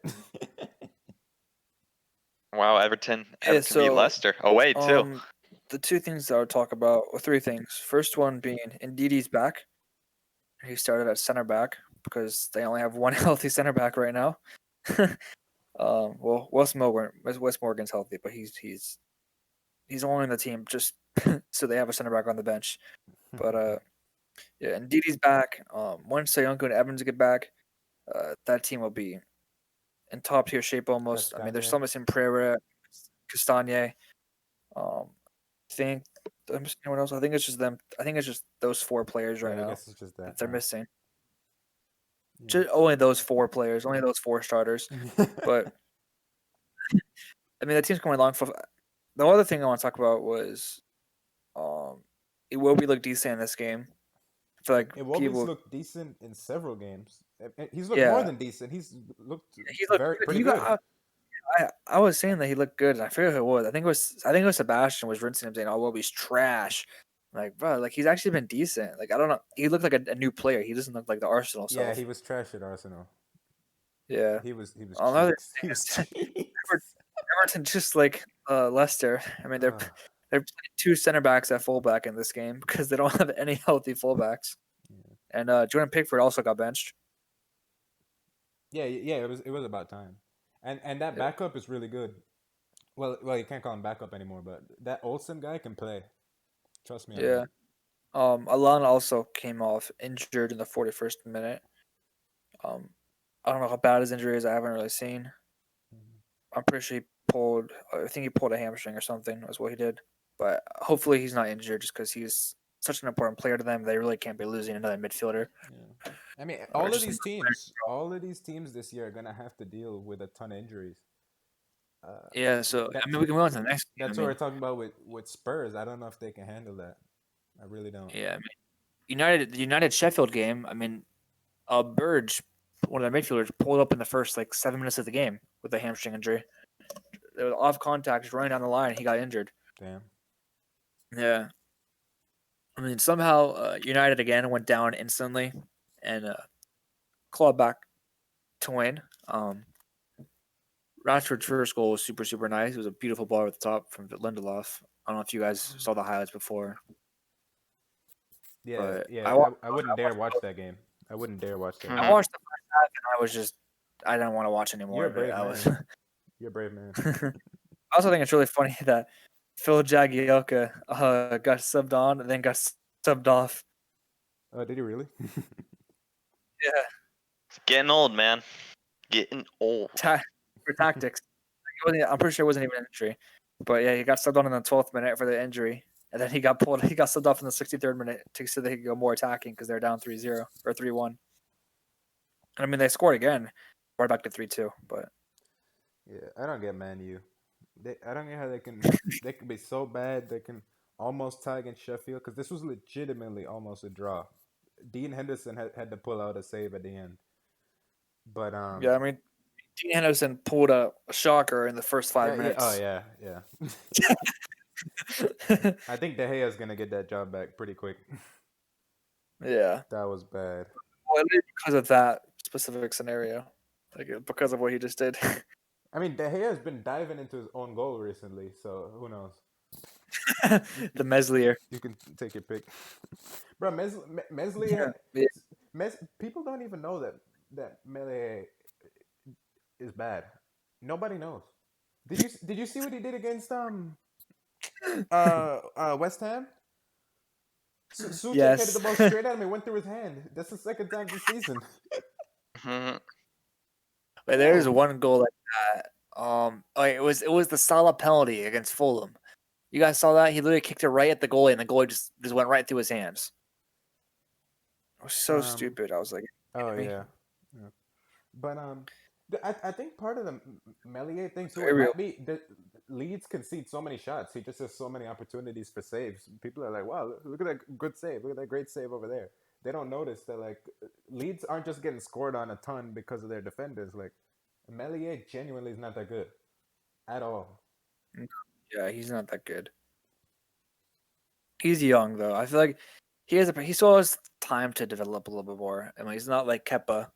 I mean, like at least he makes saves. So like, I don't want to throw him under the bus that far Well, the because reason I do is because people are raving about him. I mean, you know that. Some people rave yeah, about people him. They're like, he's one of the top young keepers in the world. Like, he better not be, or else we got a bad or else we got a bad group. one of the best, man. Yeah. So touching up I'll take Joey over Melier any day, any day. touching up on the last couple of games, we had some board draws in Austin Villa Burnley, and then the Fulham Brighton game. Brighton had a goal called back from well back in the 48th minute, but them dropping points again. Hey, Or Brighton. since you love flashbacks so much, how about we flashback to you were raving about Brighton too, and they're not looking too good. I love watching Brighton play still. Uh, they're really missing Neil Maupay. I mean, they for some reason they're starting well back over him. I feel like Maupay is way better, but I know he's still coming back from his injury. But it's frustrating because he's so much better. But it's whatever. Hopefully he gets back in the lineup this weekend. Brighton and Man U are polar opposites. I swear, Brighton might as well be a Yeah. better team than Man U, and they're in the complete different situations. Oh yeah. I mean, where is it? Brighton I mean, they played had each other. They played each other, and Brighton dominated them. 1, 2, 3. Yeah, Brighton have the third most expected points right now, and they're sitting 16th. Yeah, I don't know how. Remember, that's not a measure of luck, though. That's more that's. I mean, there's luck in there too, but that's not being clinical. They don't score goals as much as they should. Yeah. Well, going by the expected goals, Or it could be the keeper too, if because you have that. yeah, going back to the goals, they're supposed to have 17 so far, and they have 17 or 15 or 17 and a half, and they have 15 right now. What And about goals again? they've conceded 21 to a projected 14. Dang. So it's been more on the defensive side That's where they've. that's why Matty Ryan's not playing anymore, or is he Well, he injured? played this weekend, and he led in the shocker, or last He weekend. didn't play yesterday. Yeah, I didn't play yesterday, but this weekend he led in the shocker. Mm. But other games this weekend we had West Ham Crystal Palace. What do you mean this week? Other bicycle and then Mateke scored again. But then he also got a red card. Classic Mateke performance right there. Honestly, I want to. Yeah. I wouldn't mind wrapping up soon, and I want to talk about the upcoming fixtures because there's a lot of good ones this weekend. Yeah. And then the only other game we had that we didn't touch up on was Arsenal Southampton, Yeah, which finished 1-1. don't even. I'll just We say, said earlier we we're get the done with gist. Arsenal. We said that earlier. yeah. Shame on Southampton for not being able to beat bum ass Arsenal. Shame on them. It's okay. It's okay. You watch us against City on Saturday. Watch us against City on Saturday. Us. Us. He's our Southampton supporter. Yeah. He is. I'm no longer a Spurs supporter. I just support Brighton and Aston Villa. Wait, we don't have any Spurs supporters anymore then? No more Spurs supporters. Yeah. Just Leeds, Southampton, Brighton. And Austin Villa. Yeah. That's all that's left. We lost some Arsenal and Man City fans along the way. I don't know where they've been. But I was about to say. I mean, we're Yeah. used to it from City. So first game of this next upcoming week, we have Palace Liverpool, which you we ain't said isn't touching one. on that. You want to touch on that? I mean, I Yeah. think All right. Palace is No, good. hold on. We'll talk about that. We'll talk about that. But we're not And so talking they about are. Newcastle Fulham. No, why are we talking about that? Oh, Right? No one I cares. thought you were gonna talk about every game. No. Okay, good. But yeah, Palace. I'm looking forward to. Um, this is a game where I can see Liverpool slipping up. I'm not gonna lie. After having such a good performance in their last game, I feel like they might drop back down to reality and how they've been playing this year. Just be extremely unclinical. Which I mean, they weren't very clinical in the Spurs game either. But I don't know. Oh, but let me I don't know what you guys, but I could see it being a draw well or a Palace win. I don't know. let me see my little preamble that I told you guys, which is that every supposed big six side, we say supposed because Arsenal might get their card revoked. Is getting. In my book, Hey, I said that they should get their card revoked like a while ago on this podcast, so you guys were like, "What? You can't revoke their card." well, I said Leicester should be top 6 team because they finished above Arsenal for like 5 straight years. Well, no, they didn't finish ahead of them for 5 straight years. Come on, Almost. It was. I'm pretty sure it's 3 of 5. There's a big difference. But anyway, it is enough. I'm done. They're gonna get relegated, and then we can. They're not even in the league, so how can they beat Big Six when they're not even in the league? Arsenal get relegated. That would be the funniest day ever. That would be if they finish where they are now, which would be a obviously they're whole- not, but that would be ridiculous. Anyway. Every supposed Big Six side is getting tested by I guess you could say the good middle teams or the really really good middle teams because yeah, it's every Big Six side, and then you have like 6 good middle teams. So the first one is Liverpool, Crystal Palace, and I agree with you, but I think Liverpool is gonna win because that's kind of what they do. At least this year, they don't play that well, and then they still win. So why wouldn't they do that again? I mean, is this game home? Do you know? It's away. That's kind of what it's Selhurst It's at Park. So I Selhurst. can see Crystal Palace taking some points away in this one. No If it was fans. at home, I'd say Liverpool all the way. I don't think there's fans because But London is a tier 3 again. Yeah, there's no fans. not because of that. It's because the fact Liverpool have been undefeated for like 67 straight home games or something crazy. Yeah. They're just insanely good at home. Yeah, if it was at home, you just write it up. They don't. But I'd write it you don't off. think Palace? I don't think Palace wins. You think Palace got a chance at winning it? Liverpool in 6 away games this year have 7 points. And Palace, 6 home games have 8 points. Yeah, Liverpool's won every single home game so far this year.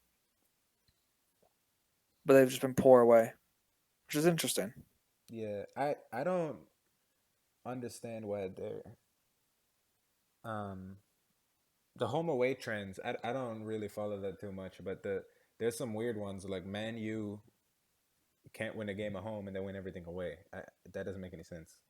And They've won every single away game so far this year. And there's no fans. So there's no fans, but you drive out of Manchester and you learn how to play. It doesn't make sense. But yeah, I really want to do a big research project on that kind of stuff on home and away, and what the effect is, and why it affects some teams and not others. I think that'd be really interesting to really look into. Yeah, how it affects different sports. I mean, yeah, Liverpool will get tested. Don't you think they'll withstand the test? Though? You don't think they're gonna win? I don't know. I feel like it's one of those games that can go either way, and I wouldn't be surprised. Like I wouldn't be surprised by any result in this game. I could agree with that.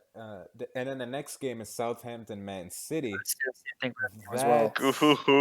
That should be a good game. That should actually be this is 2 teams that are very good. So I feel like this should be a very, very good game. Yeah. Because as far as I know, Southampton isn't the best at the back, but they can score goals. So Yeah, 24 goals so far this year, tied for the third most. honestly, I don't know why, but I was thinking about this game earlier. I would predict a draw in this one. I think Southampton's gonna end up getting a point. I just have a funny feeling that City's not gonna. 3 draws in a row for City? Nah. Yeah, I just have a funny feeling. It's just one of those. I mean, City have drawn 5 games already. You're acting like another draw. Be crazy. Yeah, I could see a draw. I mean, It's it one kind of that it's depends on one the that you lineup. gotta watch. We all gotta watch that one because Yeah, it's gonna be entertaining. that's one of my favorite ones of the weekend. Probably top Uh, 3. But yeah, next game, we yeah. have another one of the top 6, just one of the mid 6. Except it's Except it's probably gonna be the mid 6 team. It's 100% gonna take this one. well, at least Everton. Everton is definitely the favorites. They're definitely the favorites to I win the think game. Hamas will be back too. Mm. And they've done fine without him. Without him, Yep. so Bro, we'll be the beast. We'll probably see both of them starting in that game. They'll probably switch back to the back 3 that they've been playing in some games. Play will be off the wing to match up with Arsenal's back 3. So that should be a really interesting I game to mean, watch. as bad as I Arsenal mean, have been, this game could go so many different. This is such a hard game to predict. It could go so many different ways to me. yeah. Because I mean, Aubameyang just scored, so I mean that makes me think maybe he has a pulse again. I don't know. Um, I definitely wouldn't bet I on don't know. this. I don't. Yeah, Yeah, I then really don't know. Like I the said, there's so fourth. many interesting games. There's 6 genuinely interesting games. I won't be watching the Yeah, Liverpool game though. You're not gonna catch me at 7:30 in the morning to see Liverpool Crystal 100%. Palace. Yeah, the fourth game of the weekend probably. Yeah, I'd probably say the biggest one of the weekend. Again, Yeah, Definitely Spurs Leicester. just because Leicester's the biggest of the Oh, mid 6. Yeah, Yeah, who Leicester's probably top 6 in reality. But yeah, this should be an interesting game. I like to see how both teams line up. Only 1 point in I between them both right now. I actually Spurs think are at home. I feel that this could be. I think that this is a pretty good matchup for you guys actually because Leicester is sort of a counter-attacking team. They're not as heavy as you guys, but you know they need space to operate, and you're Uh-huh. not going to give them any space. So I think Leicester are going to have a really tough time, and I think that this is going to be like a really good 3-1 ga- win for us. it's going to be a I really can see that. yeah it's going to be a really good game for Mourinho fans because I think it's going to be a typical Mourinho um, performance. And the only Yeah, question is who are Leicester's center backs going to be? Because if they can have Fofana, Fofana's fit, right? yeah. If they, Fofana's the only one that's fit. Big 3. I mean, indeed, he's not bad there. So, but he's then again, Just you gotta have your team he's to know not a play center back. midfield role. How good he is. The same with Fabinho. You like Fabinho's good at center back, but you much rather have him at CDM. Yeah. So, yeah, I think you guys will get the job done. The best matchup for you guys is Leeds. I think you guys are gonna eat Leeds alive. You're literally gonna skin them alive. I would have doubt that. I'm not gonna lie. Imagine Son v Robin Koch. Who will win? Like,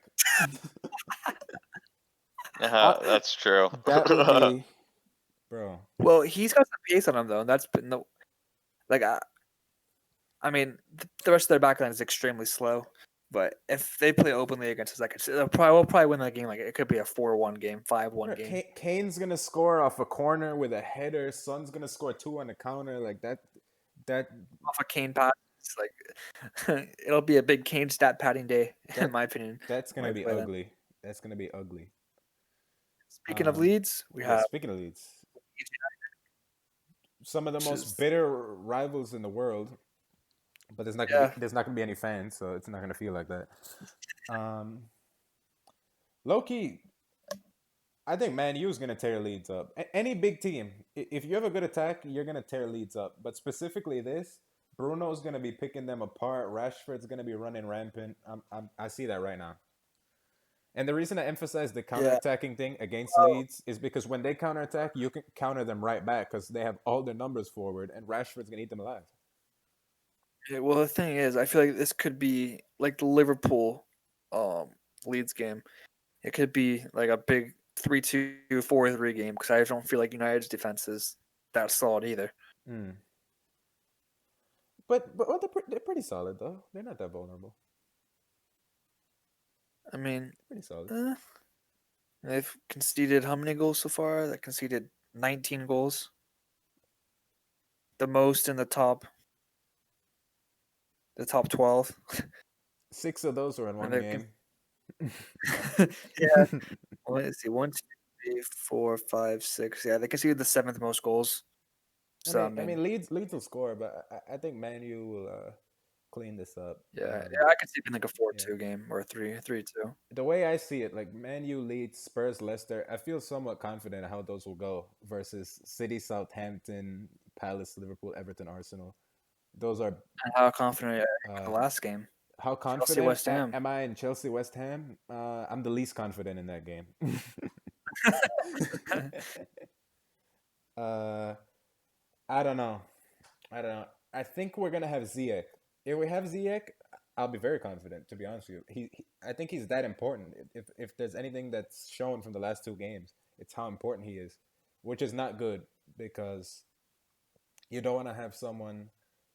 You don't want to have a player that can go down, and then your team gets that much worse. I don't know if it's all the Ziyech effect, but I think that was a big part as to our little slump. Uh, Either him or Pulisic are going to play in this game, so that makes me feel a little bit better, but it's going to be tough. I mean, didn't Pulisic play this weekend? Or this Yeah. midweek game? He did. Mm. He did. I haven't watched that game yet, so never recorded. Yeah, I don't know. That's going to be another good one, though. Chelsea West Ham. Yeah. Yeah. And But- I think that pretty much wraps it up. Yeah. We did a good job with the 3-man crew, if I do say so myself. Yeah. Not shabby. Miss the Um, boys. well, I miss them a ton because I'm trying to do the damn top 10. We're I trying know to. the biggest top 10 so far. The top 10 players in the Prem. Yeah, That'd be a lot of arguing. That's the most important top 10 we'll ever do. I want to throw my list so badly. Just What? so bunch of random players.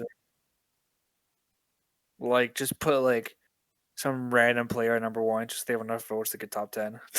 Oh my god. Just to annoy someone. I'm gonna have a heart attack Like- that episode. Like we need to get to it. It's like my heart attack just keeps getting put off.